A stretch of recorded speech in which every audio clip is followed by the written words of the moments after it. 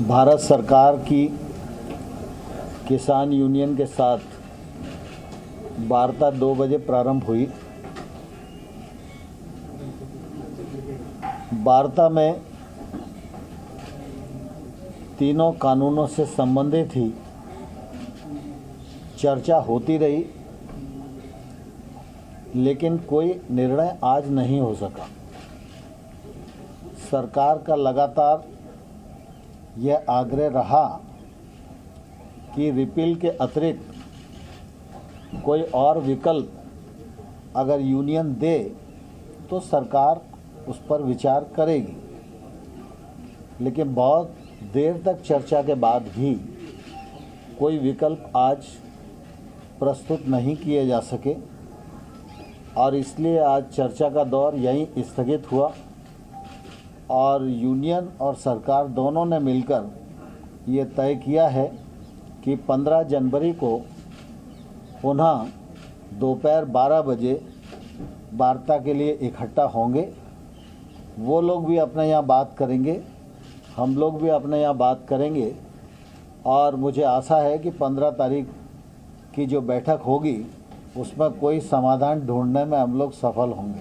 Sir, क्या 15 तारीख को जब आएंगे तो फिर किसानों ने ये आश्वासन दिया कि वो नए विकल्प लेकर आएंगे, कैसे तो जो आप कह रहे हैं? स्वाभाविक रूप से अंदर जब चर्चा होती है तो बहुत सारी बातें होती हैं और उन सब बातों को सार्वजनिक करना उचित नहीं होता, लेकिन जब चर्चा हुई और चर्चा में निर्णय तक नहीं पहुंच सके तो निश्चित रूप से कई विषय ऐसे हैं जो उनके भी ध्यान में आए, कई विषय ऐसे हैं जो हमारे भी ध्यान में आए। तो इसलिए जब अगली चर्चा होगी तो अगली चर्चा में वो सब बातचीत करके ही दोनों पक्ष बैठेंगे। जैसे कुछ किसानों का कह रहे हैं कि ये राज्यों पर छोड़ दिया जाना चाहिए कि वो कानून बनाए कृषि को लेकर और केंद्र सरकार अपने कानून रद्द कर दे, क्या इस तरह का कोई ऑप्शन है? नहीं ब्रह्मा जी, आप कह रहे हो, लेकिन बैठक में किसी भी किसान नेता ने इस प्रकार का प्रस्ताव नहीं दिया। सरकार ने बार बार यह कहा है और अनुरोध किया है कि वो कुछ वैकल्पिक प्रस्ताव देंगे तो सरकार उन पर जरूर विचार करेगी। तो सर, ये विचार करने वाला प्रस्ताव है क्या? अगर ये ऐसा विचार वो किसान यूनियन की तरफ से आना चाहिए ना प्रशांत जी, मेरे और आपके प्रस्ताव से कुछ होने वाला नहीं है। सरकार संत गुरु बाबा लखा सिंह को अप्रोच कर रही है, क्या अभी भी लगता है कि ये हमने नहीं, केवल सिखों का? देखिए, हमने सीधा अप्रोच किसी को नहीं किया। कृषि कानूनों पर आंदोलन है, आंदोलन के जो पक्षकार हैं उनका मानना यह है कि ये कानून निरस्त किए जाने योग्य हैं। देश भर में बहुत सारे लोग इस पक्ष के हैं जो कानून का समर्थन कर रहे हैं। तो जो निरस्त किए जाने के पक्ष में हैं उन यूनियन से भी लगातार सरकार सम्मानपूर्वक वार्ता कर रही है। जो लोग समर्थन में खड़े हैं वो हमको जब अनुरोध भेजते हैं तो हम उनको भी मिलने का समय देते हैं। मुझे इस बात की प्रसन्नता है कि बाबा लखा सिंह जी सिख समाज के धार्मिक संत हैं और उनके मन में यह दर्द था कि किसान आंदोलन पर हैं, सर्दी का मौसम है और ऐसे में इसका समाधान जल्दी होना चाहिए। तो उन्होंने मुझे सूचना भेजी, मैंने बहुत सम्मान से उनका समय निश्चित किया।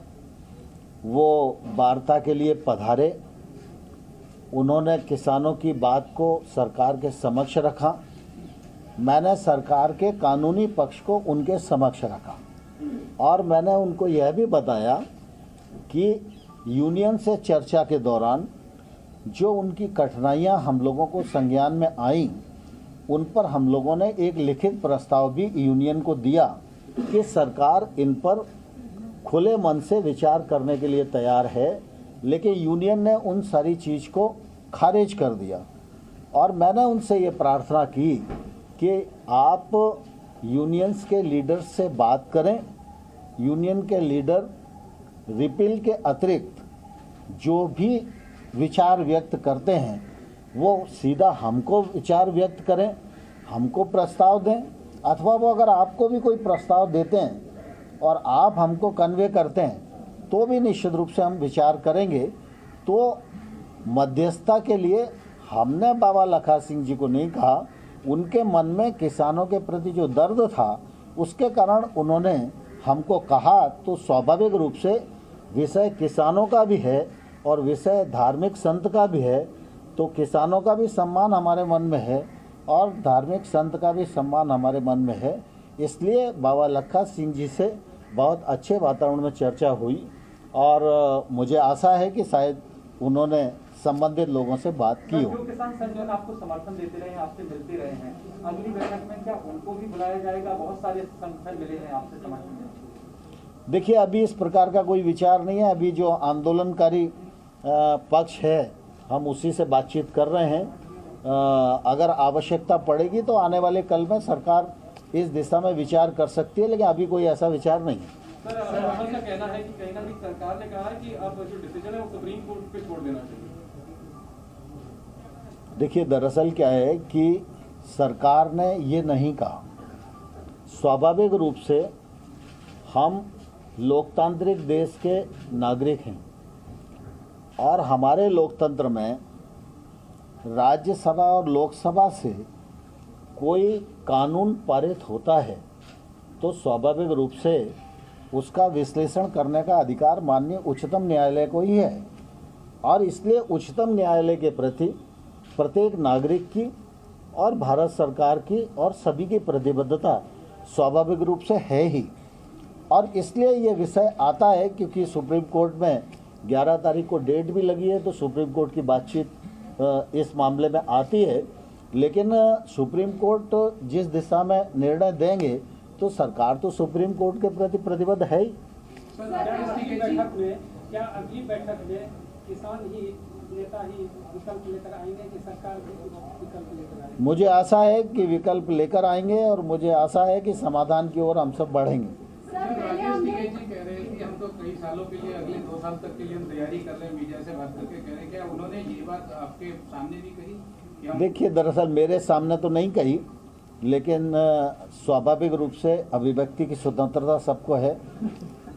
सर, पहले हमने yes और no वाला फीडबैक देखा। Is the government ready to set up an informal group between the farmers, unions and the government side so that some point of convergence can be created? नहीं, दरअसल अभी इस प्रकार की कई बातें बैठक में होती हैं, लेकिन इस प्रकार की बात कोई अभी अस्तित्व में नहीं है। सर, इसके पहले हम yes और no का प्ले कार्ड देख चुके हैं और तब से लेकर के अब तक जीतेंगे या मरेंगे तक की अगर बात आ रही है तो क्या 15 तारीख को ये लग रहा है कि इतना हृदय परिवर्तन होगा कि तीनों कृषि कानूनों को रद्द करने की जो बात है उसमें कोई विकल्प के ऊपर वो राजी हो पाएंगे? मैं समझता हूँ ऐसी कोई बात नहीं। लेकिन किसान नेताओं का कहना है जब तक कानून वापसी नहीं तब तक घर वापसी नहीं, तो ऐसे में सरकार की आगे की रणनीति क्या होगी? किस तरह से आपको लगता है कि आप बना पाएंगे किसान नेता? इसीलिए तो चर्चा चल रही है। सर, पिछली बार चर्चा का ही परिणाम सकारात्मक आएगा। सर, पिछली बार आपने कहा था 50% तक बात हो गई है, क्या उससे थोड़ा प्रतिशत बढ़ा जाएगा? अब बाकी 50 में ही अटका हुआ है मामला। थैंक यू भैया, thank you. Presenting B News app available on Google Play and App Store. Download it now.